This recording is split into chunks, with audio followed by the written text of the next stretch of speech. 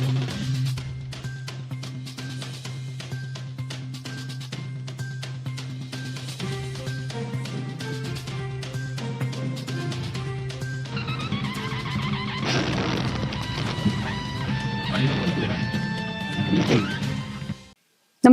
आपण पाहता Hirkani news. Hirkani news प्रत्येक क्षण ताज्या घडामोडी आणि महत्त्वाच्या प्रत्येक बातमीसाठी नेहमी तत्पर. धरण क्षेत्रात 41 दिवसात 36 वेळा अतिवृष्टी. सर्वाधिक पाटगाव क्षेत्रात सरपनालामध्ये 24 तासात 347 मिलीमीटरची नोंद.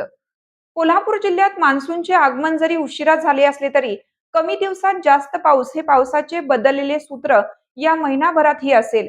1 जून ते 11 जुलै या 41 दिवसांच्या काळात घाटमाथ्यावरील धरण क्षेत्रात 41 वेळा अतिवृष्टी झाली.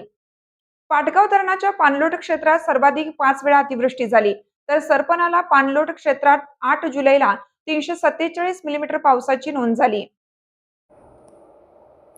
धरण क्षेत्रातील सर्वाधिक पावसाची नोंद गगनबावडा तालुक्यातील कोदे लघु प्रकल्पाच्या पाणलोट क्षेत्रात 1821 मिलीमीटर पावसाची नोंद झाली आहे. त्यानंतर आजरा तालुक्यातील सरपनाला धरणाच्या पाणलोट क्षेत्रात 1755 मिलीमीटर पावसाची नोंद झाली. जून महिन्यात धरण क्षेत्रात फारसा पाऊस झाला नाही. 8 जुलैला धरण क्षेत्रात सर्वाधिक पाऊस पडला असून या दिवशी 9 धरण क्षेत्रात सर्वाधिक पाऊस झाला.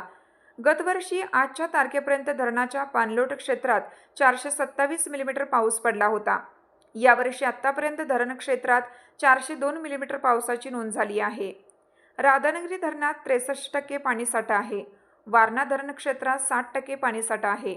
लघु प्रकल्प 100% भरले आहे. हवामान विभागाने 20 जुलैपर्यंत पावसाची ओढ असेल असा अंदाज व्यक्त केलाय. अशीच परिस्थिती राहिली तर माळरानावरील पिकांना धोका आहे.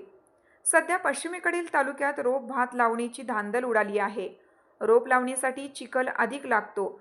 पावसाने ओढ घेतल्याने शेतात चिखल करण्यासाठी पाटाचे किंवा ओढ्याचे पाणी वळवण्यासाठी शेतकऱ्यांची धावपळ सुरू आहे.